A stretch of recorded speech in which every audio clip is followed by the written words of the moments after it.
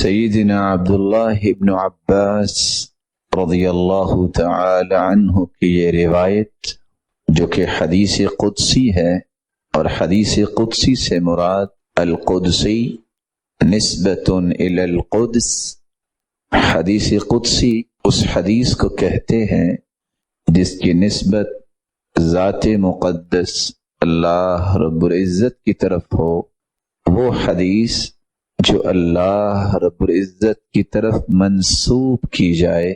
اس لیے علماء یہ کہتے ہیں ما نقل الینا عن النبی صلی اللہ علیہ وسلم مع اسناده ایاہ الى ربه عز وجل، وہ حدیث جو رسول اللہ صلی اللہ علیہ وسلم سے آپ کی سند کے ساتھ ہماری طرف اللہ رب العزت کی بات کو نقل کیا جائے، اسے حدیث قدسی کہتے ہیں۔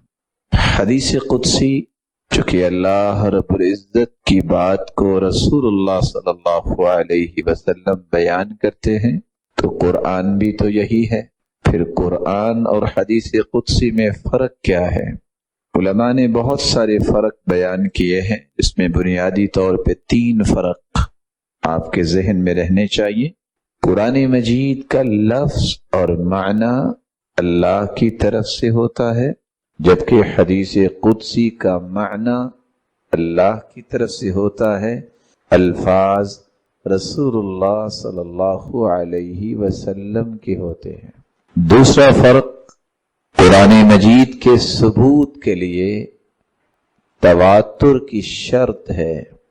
تواتر سے مراد یہ ہے اتنے زیادہ لوگ اس کو بیان کریں کہ ان سب کا جھوٹ پر جمع ہونا ممکن نہ ہو، جبکہ حدیث قدسی کے لیے علماء نے تواتر کی شرط نہیں لگائی، وہ تواتر کے بغیر بھی ثابت ہے اور احادیث موجود ہیں، جبکہ قرآن کے لیے تواتر کی شرط رکھی ہے۔ تیسرا فرق یہ ہے قرآن مجید کی تلاوت عبادت ہے، جبکہ حدیث قدسی کی تلاوت اجر و ثواب کا تو باعث ہے لیکن عبادت نہیں کہی گئی۔ اگر جملہ کتب حدیث کو دیکھا جائے تو حدیث قدسی اتنی زیادہ نہیں۔ معروف کتاب الاتحاف السنیہ بالاحادیث القدسیہ، یہ علامہ عبد الرؤوف المناوی کی کتاب ہے، جس میں انہوں نے 272 احادیث کو جمع کیا ہے۔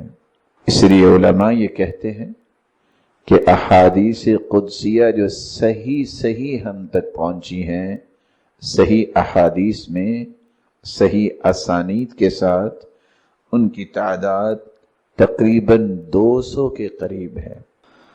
اگرچہ بعد میں ایک بہت بڑے علماء کے ایک پینل نے ان احادیث کو جمع کیا ہے اور ان احادیث کی تعداد کو اکٹھا کر کے ایک بہترین کتاب بنائی ہے، اور اس کتاب کے اندر بھی ان علماء نے جو احادیث جمع کی ہیں وہ 399 احادیث ہیں۔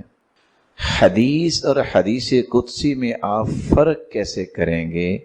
جیسے آپ نے قرآن اور حدیث قدسی میں فرق کر لیا، 2 صیغے جب آ جائیں، 2 لفظ جب کسی حدیث میں آ جائیں تو آپ پہچان سکتے ہیں کہ یہ حدیث قدسی ہے۔ اور وہ 2 صیغے کون سے ہیں؟ جب بھی راوی یہ کہے، جیسا کہ اس حدیث کے اندر ہے، قال رسول اللہ صلی اللہ علیہ وسلم کے بعد فیما یرویہ عن ربہ عز وجل، پہلا طریقہ، پہلا صیغہ جو حدیث قدسی کو پہچاننے کا ہے، فیما یرویہ عن ربہ عز وجل، اور دوسرا صیغہ دوسری سند کا طریقہ فیما رواہ عنہ رسولہ صلی اللہ علیہ وسلم. یہ دو صیغے جس حدیث کی سند میں آ جائیں اس کو حدیث قدسی کہا جاتا ہے. اللہ رب العزت ہم سب کو قرآن اور حدیث قدسی کے ساتھ سچی محبت نصیب فرمائے.